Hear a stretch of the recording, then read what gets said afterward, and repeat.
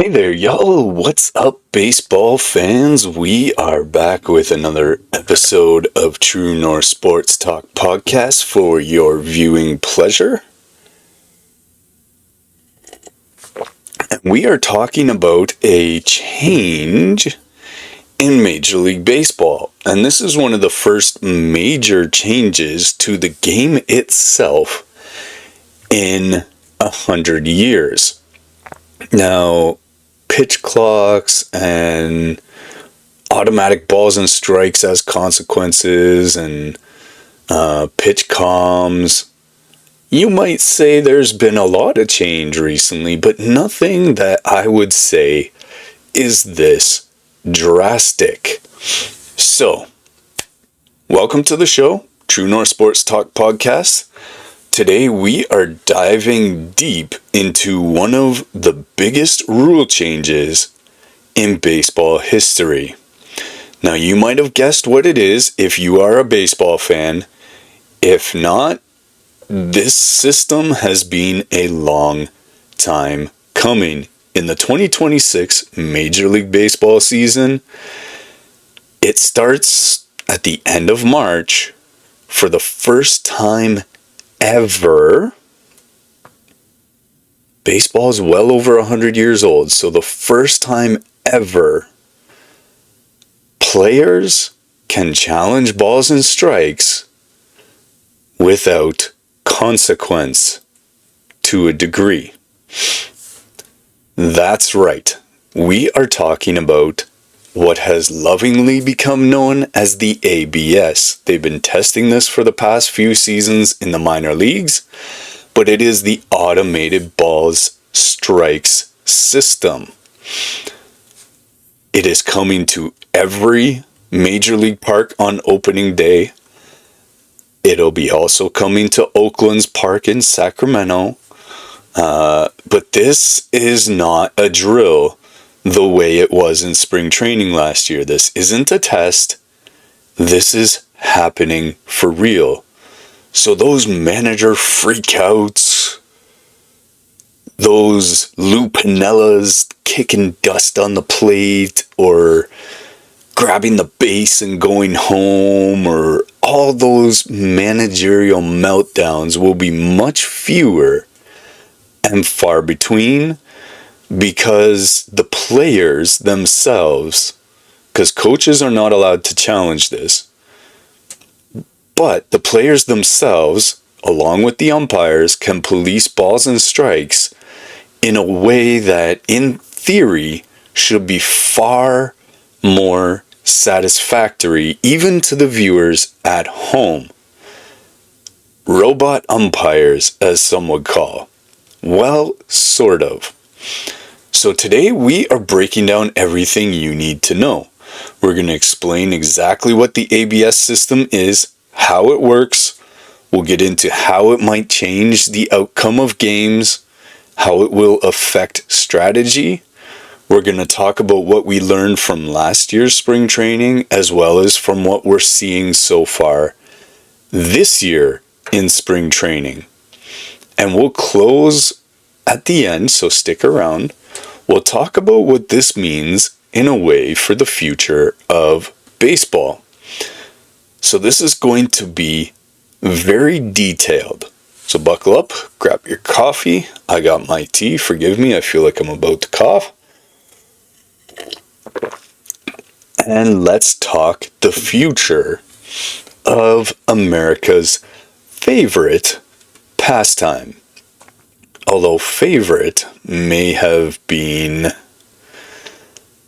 a bit of a thing of the past, but it is still up there. So what is the ABS challenge system? Well, let's start with the basics. Let's get a foundation, because without that, we won't be able to fully understand it. So what is the automated balls and strikes system? Well, the system is more or less a middle ground between two extremes. On one side, you still have traditional umpires calling the balls and strikes, where a human umpire calls every ball and every strike with no technological assistance. While that is going on simultaneously, you have the ABS system also calling balls and strikes alongside the human umpire. However, the ABS system will only be brought into play upon request, even though it is tracking every pitch, whether it's a strike, whether it's a ball. Major League umpires are going to have to be on their toes because the data that Major League Baseball is going to have to tell whether umpires are good or not is going to be at their fingertips just by watching the ABS data. So, if it's challenged, it will be called in. So you have a two-pronged system. You have humans and you have technology. So Major League Baseball tested both systems in the minor leagues over the past few years. After listening to fans, players, and team personnel, it was decided, and I believe rightfully so, that the challenge system was the best option. So here's how it works. We've already got into it a little bit. The umpire still makes a decision. Is it a ball or is it a strike? So, just like it always is, nothing changes there. So, you still have that element of humanity involved in our favorite sport.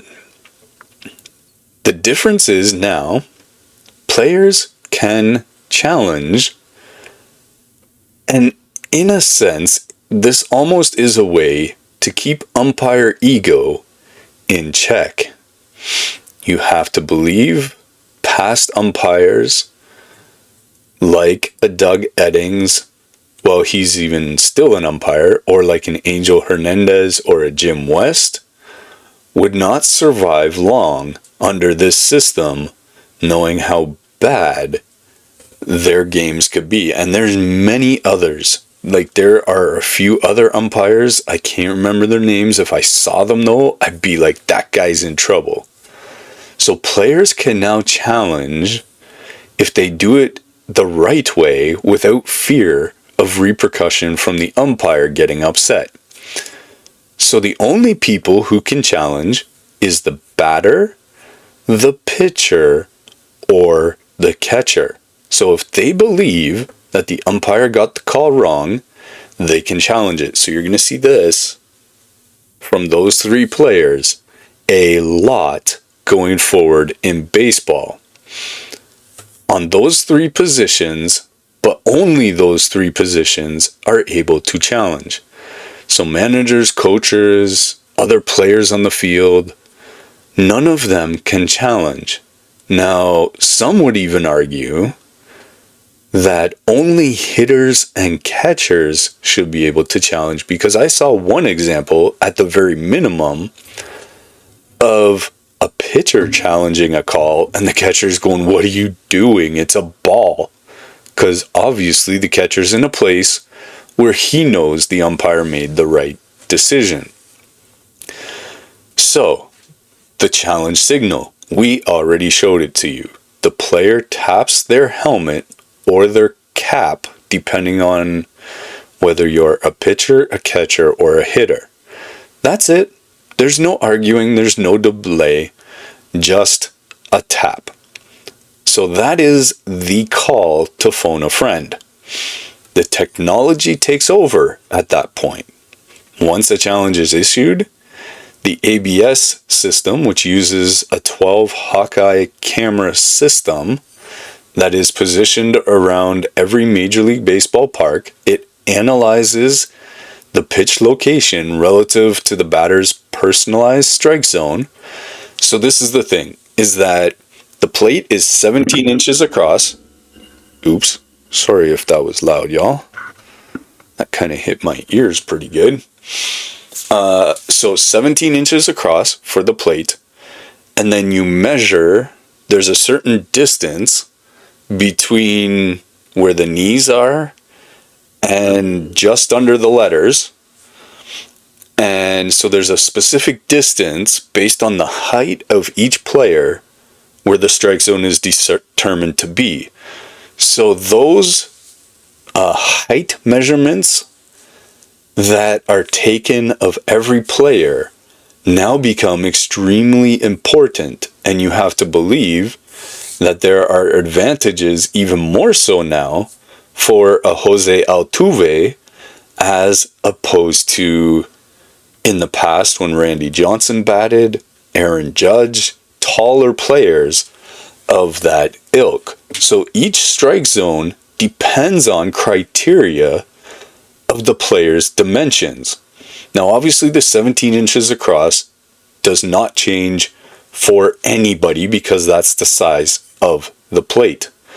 The result is displayed within 15 seconds. It's an animated graphic. We've all seen it so far. It shows up on the video board in the stadium so everyone can see it, as well as the TV broadcast so the viewers at home are able to see it. Now, I saw a video, and I'm going to explain in a minute, that was very interesting already in spring training, but the graphic shows whether the pitch was a ball or a strike according to the technology, and it even gives you measurements for how much it missed by. The call is then either confirmed or it's overturned.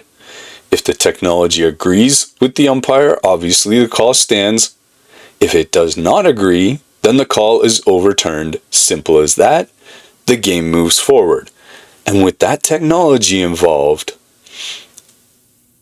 it's pretty hard to argue from all standpoints.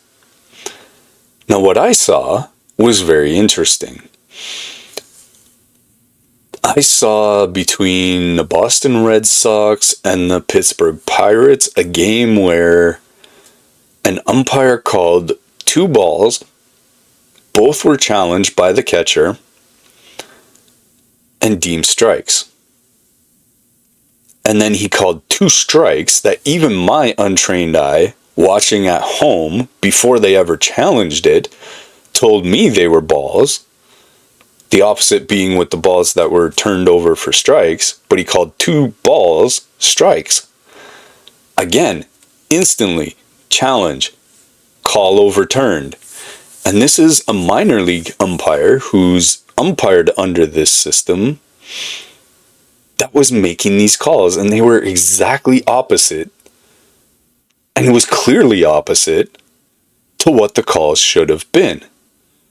So already in spring training, we've seen some real interesting things as we did last year. Now these challenges, though, have limits. Each team gets 2 challenges per game. That doesn't sound like much, does it? It sounds like you have to covet those things and really protect them. However, there is a caveat. If the umpire's call gets overturned, so if you are successful, it's like the base path challenges that coaches have. So if the umpire's call gets overturned, either from ball to strike or strike to ball, you get to keep your challenge. But if you are wrong and the call stands, then you lose one of your 2 challenges. So this isn't just a willy-nilly challenge everything. You had better be pretty darn sure, like 95 to 99% sure. Because once you've lost both challenges, you are done for the rest of the game. And that could affect the outcome, and where you might still see the odd manager-umpire argument, and you can't challenge any more pitches for the rest of the game. However, that is important. And this next point is very important as well. If the game goes past 9 innings and you have no challenges left, Major League Baseball gives you 1 challenge for each extra inning. So you'll never be completely out of challenges in extras. So who can challenge? Well, we've covered this a little bit. Only the batter, pitcher, and catcher. That's it. Managers cannot challenge from the dugout. Coaches can't challenge. Other players cannot challenge. And here's the kicker. Players cannot get help from the dugout when deciding whether to challenge. No signals from coaches, no analytics guys yelling from the tunnel. The player has to make the decision on the spot right after the pitch, because once it gets to that 8 seconds and he's got to be back in the batter's box, if he's not, we know the pitch clock rules that will govern that. So if you're not back in the box by those 8 seconds because you are determining whether to challenge or not, you could be assessed a strike. If you're a pitcher and you run out the clock trying to figure it out, you'll be assessed a ball, right? So what is this technology? Well, it runs on Hawkeye technology. This is pre-existing technology that runs the StatCast system that you see on almost every broadcast in the majors this year. There's 12 cameras positioned around every ballpark. They track every pitch in real time. The data is transmitted over a very private 5G network. It's run by T-Mobile, and the animated graphic is generated and displayed almost instantaneously. In spring training last year, MLB tracked 88,534 pitches. Only 4 pitches were not tracked. And out of a total 1,214 challenges, the animation only failed to display on the scoreboard just 5 times. That's a 99.99% success rate on tracking and a 99.6% success rate on displaying results. So overwhelmingly, you would have to admit this technology works. So, I already explained a little bit, but we're going to do a segment here on how the strike zone itself is determined. So this is where things get interesting. Major League Baseball defines the ABS strike zone as a 2-dimensional rectangle set in the middle of home plate. Here's the specifics, as we mentioned a little bit, but we're going to get more detailed on each person where the height and all that stuff comes in. So as we mentioned, the middle of home plate is 17 inches. So that's the width. Because obviously if the ball crosses the plate anywhere, even on the black, it is still a strike. The top of the zone is 53.5% of the batter's height. So from the ground, 53%, so just over halfway. The bottom of the zone from the ground is 27% of the batter's height. So that is how it determines whether the ball crossed the plate in the zone or not. And again, player height matters in this system. Again, a guy 6'7" is going to have a bigger, and I'm talking Aaron Judge here, a bigger zone than I think Jose Altuve's 5'6" or something like that. He's going to have a much smaller area than Aaron Judge. The depth of this front to back of the plate, the center is 8.5 inches from the front and back of the plate. So that is where it's measuring the ball to cross the plate. So if any part of the ball touches any part of the strike zone, so even if it's by one of those red thread laces that touches just a hair of the corner, it's a strike. So it doesn't, you got to be real certain. We are going to find out real quick who the best eyes in baseball are to know whether strikes are strikes and balls are balls. So every player's height is measured individually during spring training. It's done by independent testers, so it's not Major League Baseball. They use a standardized process, and players are measured standing straight up with no cleats on. And I actually got that right. I didn't realize I'd written it down, so that must be how I remembered. This ensures that tall players like Aaron Judge, who is 6'7", have a larger strike zone than shorter players like Jose Altuve, who is 5'6". The zone is customized to each batter. And that also would mitigate things that Rickey Henderson would do. As the best example, that crouch he had, he was short to begin with. He was like Jose Altuve, maybe even shorter. But then he would bend his body to compress his strike zone. That isn't going to work now on the ABS system. It might work with the umpire, but not the ABS system, because it's based on your height, not how you stand at the plate. So that mitigates a bit of advantage that the hitters might have. Major League Baseball will certify each player's official height before they can appear in a regular season game. So how does that system, and I've heard it described as there are 4 actual strike zones at work here. So how does the ABS strike zone compare to the umpire zone? Well, this is a very crucial thing. The ABS strike zone is actually smaller than the zone umpires have traditionally called.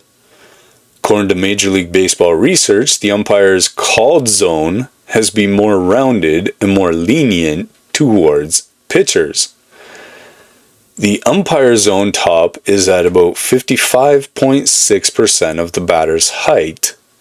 So that's about 2% more than the ABS. The bottom zone was always at around 24.2%, which is about 3% different than the ABS. So in a 2-2 count specifically, the umpire called zone was 449 square inches. The ABS zone is much smaller. So what does this mean? Well, pitchers are going to have to adjust. That high strike that umpires would give, that have been generous for years, if the batter's sharp, that may not be a strike anymore. That low strike just below the knees, that may have been called in years past, that might disappear also, which has led to pitchers like Max Scherzer, among many others, and I'm only singling out Max because I've heard his comments being with the Blue Jays last year and this year. But he's not real thrilled about this because someone with his reputation and the pitches that he's had called for him over the years, before he was a Blue Jay and even then some after, I mean, it's going to make and hopefully help hitters be much more selective about the pitches they swing at. This should benefit hitting a lot more than it has in years past, as they will get more pitches called balls, especially around the edges, if they have the eye to catch it. There is somewhat of a controversy or issue here, and that is the 2D strike zone versus the 3-dimensional strike zone. So the rule book for Major League Baseball defines the strike zone as a 3-dimensional space. A pitch is a strike if it crosses any part of that 3D solid at any point over the plate. The ABS system measures the pitch at one specific point. So when the ball is at the midpoint of the plate, so that's 8.5 inches from the front and the back.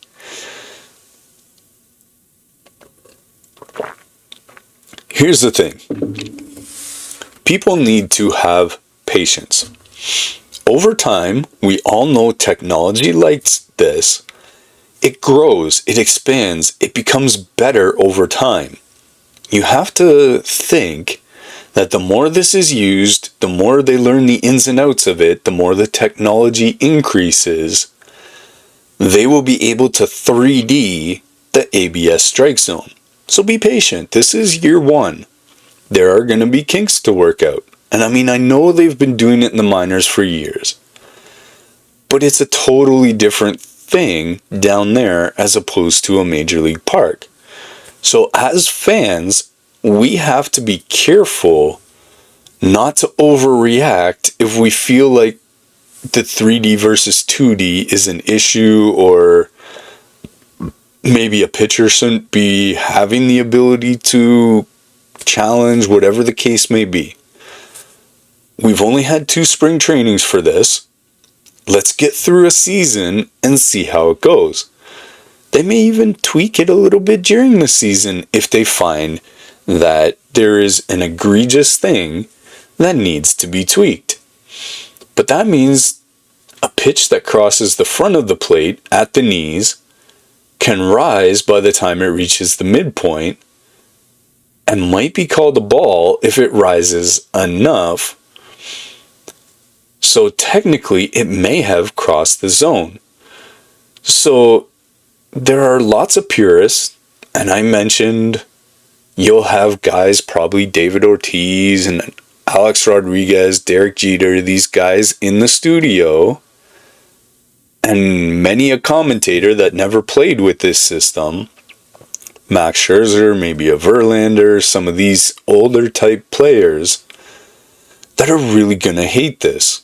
Major League Baseball says, though, it's the most practical way to implement the system. But again, the technology is going to grow. It's going to expand. It's going to get better as technology does. They just need to use it and figure out how to best employ this. And so this is where we're at. So for now, we need to have patience with this system. I, for one, am excited to see if this can really, especially guys in the Blue Jays. I mean, some of the games I've seen called against us, and I'm sure fans in every city feel this way.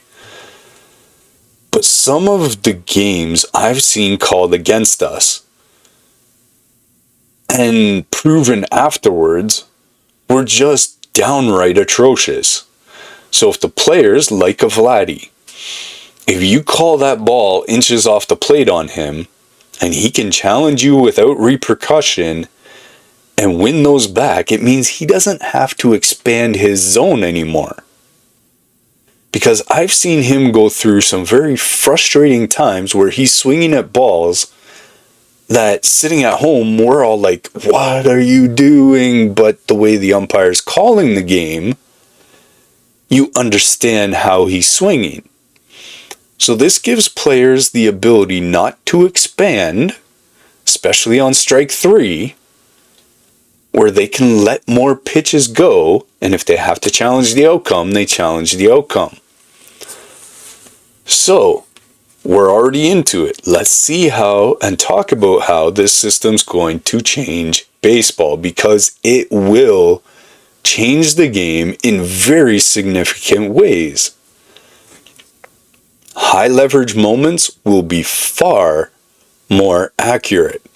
But as the Blue Jays and all of baseball fans saw in the World Series last year, even replay gets it wrong sometimes. Sila. The entire point of this system is to correct the missed calls in these high leverage moments, like inning number 11 of the World Series in Game 7. And the data shows that players are using these challenges strategically already. So in AAA last season, more than 8% of pitches on a 3-2 count were challenged. Compare that to less than 1% in an 0-0 count. So they are waiting on it to make sure, because if they can save an out, that's what they want to do. So in a 0-0 count, if you get a strike called on you, it's like, okay, I got 2 more. Plus however many foul balls I hit. But players are saving their challenges strategically in the back of their mind for the biggest moments of the game. Full counts, runners in scoring position, later on in the game when the game is on the line. And as fans and as Major League Baseball, that's what we all want to see. Now, as Blue Jays fans, we have one of the best catchers in the game at framing pitches. That whole with the glove, or like this with the glove, that we've been seeing because every catcher does it, that's going to work a lot less now. So this has been huge. At one point, one of the best in the game at it was a former Blue Jay in Russell Martin, Pudge Rodriguez, Jorge Posada, Pat Borders. You think about these guys going back. So catchers are going to lose some of their framing ability. That's huge. If you were a catcher and you could make a ball look like a strike and get the umpire to call it, you had a job for life.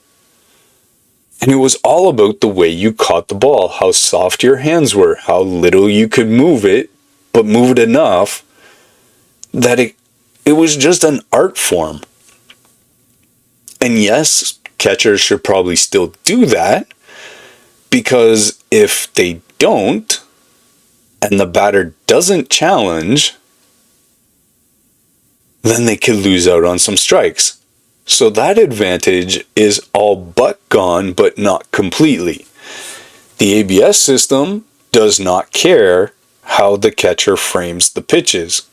It only cares if it touches the described box that we talked about earlier. So it is more objective than any umpire could ever be, based on umpiring is a human thing,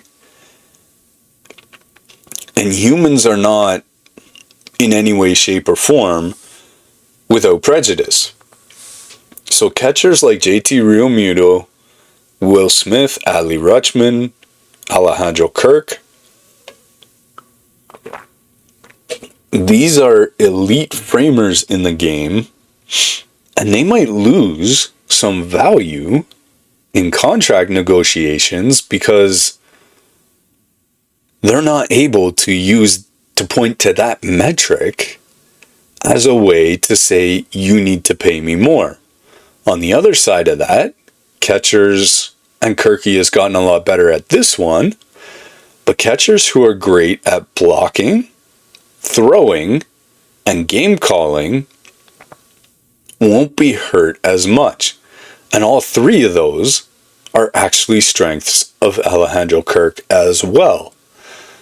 So, will those other catchers that we mentioned, Real Muto, Smith, Rutschman, can think of a few others, Danny Jansen's still in the game. One sec. I'll try not to make this loud. Sorry about that. Just been dealing with a bit of a dry throat the last few days. So some of these catchers, Cal Raleigh, Sal Perez, some of these really good catchers are going to have to be good at other things in order to get that paycheck more than just framing the ball. So pitchers are going to have to adjust also. Because remember, the ABS strike zone is smaller than the umpire zone, which is why there's about 4 different zones in this game, especially from top to bottom. Pitchers who live on the edges, think of like a Greg Maddux, even a Max Scherzer, Justin Verlander in more recent years, guys going back like Doc Holliday. Pitchers who lived on the edges, guys who throw a lot of borderline pitches and just hoping the umpire gives them the call, they're going to struggle a lot more. The umpire might still give them a call, but if the batter challenges, they're going to have to they will lose their pitches. So pitchers are going to have to be a lot more accurate. On the other hand, pitchers who attack the middle of the zone and rely on the movement of the ball to fall away to the edges, they're going to be okay. Now, if you've ever watched a broadcast, I don't care what team you're cheering for, I know myself as a commentator, I always say is that if you have, or if you are a good pitcher, you should be aiming to throw the ball down the middle every single time and let the running movement do the rest. Whether it's a curveball, a slider, a slurve, a changeup, whatever it is, you should start it in the middle of the plate so it looks like a strike and let the movement take the ball off the plane of the hitter's bat. That's what good pitchers do. And so that's what we're going to be seeing more of, you would hope. What else we're going to probably see is less ejections for balls and strikes. Now, there's still going to be guys who are at umpires and you'll get the odd ejection, but one of the biggest selling points is that there will, and this was the same when you brought in challenges, is there will be a lot less of either players or coaches being thrown out of the game. So this should hopefully reduce arguments and ejections. So if a player challenges and loses, they can see it right in front of them. So there's not really an argument to be made there after you see it in that kind of black and white. So if the technology showed and proved the umpire was right, where's your argument? It kind of went out the window, didn't it? So if you're choosing to still argue after the ABS, and if I see that as a manager, there's going to be conversations that need to be had internally with that player to be like, yo, what are you doing? You were proved wrong and you're arguing? Come on, we need you in the game, right? Like there's going to be all kind of those conversations should that happen. But hopefully, and the aim of all this is to reduce that number. So that said, Major League Baseball Vice President and on-field strategy, or of on-field strategy, Joe Martinez, he admitted that players and managers have still objected to calls even after ABS reviews. But doing so, you're still going to get thrown out of the game. In general, though, the hope is that ABS reduces the number of blown calls. that lead to heated arguments and ejections. So again, another thing that's going to change is you have to be super strategic. It's like your other challenges as well. So this is going to be fascinating to watch. Teams will have to decide when to challenge and who should challenge. According to the data from spring training last year and so far this year, catchers had the highest success rate. So if I'm a manager, I'm looking at my pitchers going, you rely on your catcher, not a word. 54.4% of the time, the catcher was correct. Hitters were next in line with exactly 50% with their success rate, and pitchers were the lowest with only 41%.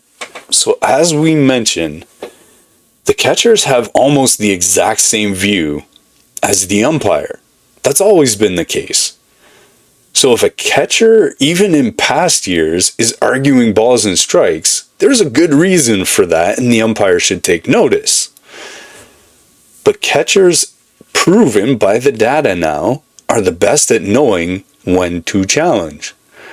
Probably because, as we just mentioned, they have the best view of the pitch from behind the plate. So teams are going to have to develop strategies. Some managers, like Oakland's Mark Kotsay, they're letting players police themselves.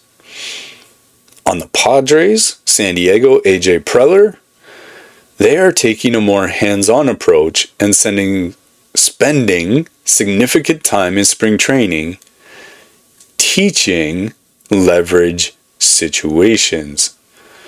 As for the late game drama, well, here's a scenario. Let's just, for instance, bottom of the ninth, there's a runner on third, 2 outs, and a 3-2 count.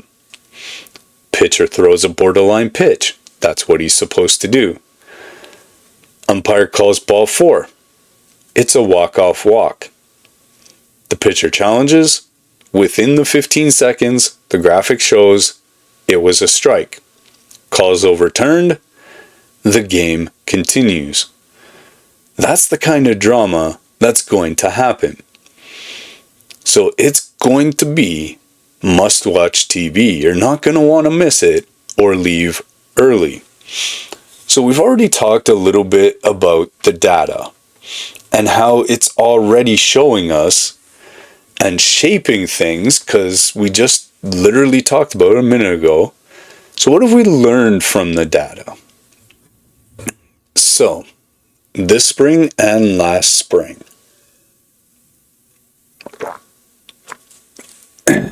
they had about 60% of spring training games last year, and what we learned was there was a total number of challenges, 1,214 across 288 games. The average number of challenges per game was 4.1.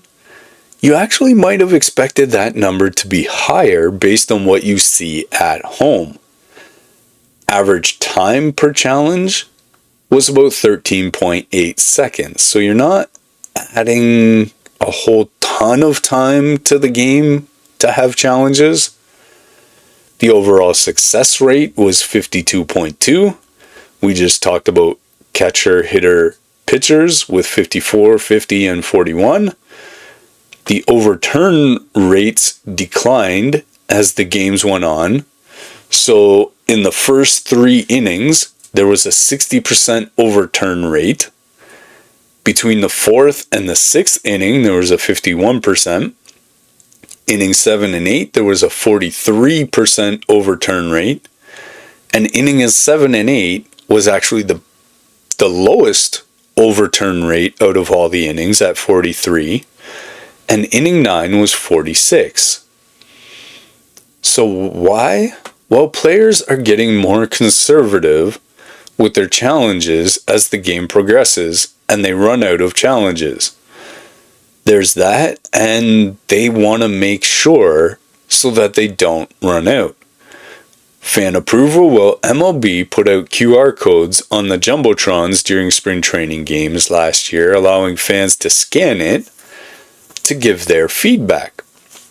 What was the result? 72% of fans said the ABS improved their experience. You know how most surveys are only 1,000 people? I know it's spring training, but that's probably 30 or 40,000 people or more over the course of spring training. That's one of the biggest pools of survey that you could imagine, and 72% of them liked it? That is gigantic. Fans overwhelmingly loved the system. Now, player feedback is going to be much different because they're the ones actually using it. So, Major League Baseball polled team personnel, and their preferences, well, 61% preferred the challenge system, 28% wanted none at all, and about 11%, so that puts us up to 72%, wanted full automation of robotic umpires calling every pitch. The challenge system, however, won decisively. It's the Goldilocks solution where it's not too much automation, but enough that no one should really argue that much. This year in spring training so far, we started February 20th. We only have a couple of weeks of data so far, but the early reports seem to show that the system is working smoothly and that it is being used as it was meant to be. Again, they made a few tweaks that teams that enter extra innings with no challenges, they get that one challenge back per inning. If a pitch is challenged, umpires have discretion on plays that happen on the bases. Pitches, so say there was a steal and there's a strike three or something like that. Just an odd situation with a base runner. The umpires get to still decide what happens with those base runners, depending on the overturned upheld result. Pitches thrown by position players, that's a bit rare, but in blowouts, cannot be challenged. That's an interesting one that I had not heard before. But that is significant in a way, both for batters and for the pitchers and catchers. An ABS challenge and a replay challenge can occur on the same play. Again, strike them out, throw them out, that kind of a thing. The system already is ready for opening day. So, let's get to the future here. Where is this headed? So what does the future hold? Is this the final version of the ABS system, or will MLB eventually go to full automation? Well, the current consensus, as of now, based on the polling data, the challenge system's here to stay for the foreseeable future. The fans like it. Players prefer it over full automation. It preserves the human element of the game that really is necessary. It just corrects the big, bold mistakes. Rob Manfred, we'll get to that quote in a moment. He said, "I commend the Joint Competition Committee for striking the right balance of preserving the integral role of the umpire in the game with the ability to correct a missed call in high leverage situations, all while preserving the pace and rhythm of the game." I don't often agree with Rob Manfred, but on that statement right there, I agree with him wholeheartedly. That statement suggests that Major League Baseball is happy with the challenge system and that they're not looking to move to full automation anytime soon. Could it happen? It's not out of the realm of possibility. So the answer is maybe. They tested full automation in AAA, where the umpires received ball strike calls via an earpiece and just relayed them. Technically it worked fine, but only 11% of team personnel and 23% of fans wanted it. And that's really not enough support. So for now, challenge system it is. Major League Baseball is giving us the best of both worlds, trying to give us more accurate calls on the most important pitches, while still allowing umpires to be human and be part of the game the way they should be. From the umpire's perspective, and this is one that doesn't get talked about a lot, but the Major League Baseball Umpires Association, and they do have a union, agreed to cooperate with the ABS system as part of their contract with Major League Baseball. So what that means is, if you're going to be an umpire, you're going to be under scrutiny, and there's going to be tons of data to let you know how good of a job you're doing. So some umpires have embraced it. Others naturally are a little bit skeptical. But ultimately, umpires are still calling 95% of the pitches. So their role is still essential. So we're not replacing umpires. And for people with jobs and families to feed and all of that stuff, and there was still going to be umpires even if it's full automation, because you need someone to call outs and different things and control the game from home plate. So umpires never were going to stop being in the game. But I think this way, again, it strikes that perfect balance. So international implications, well, if this system is successful in Major League Baseball, you can imagine that Nippon Professional Baseball, that's the big league in Japan, the Korean Baseball Organization where Cody Ponce came out of, international tournaments like the World Baseball Classic, they could choose to use this system as well. So this could become a global standard for baseball if it works well at the major league level.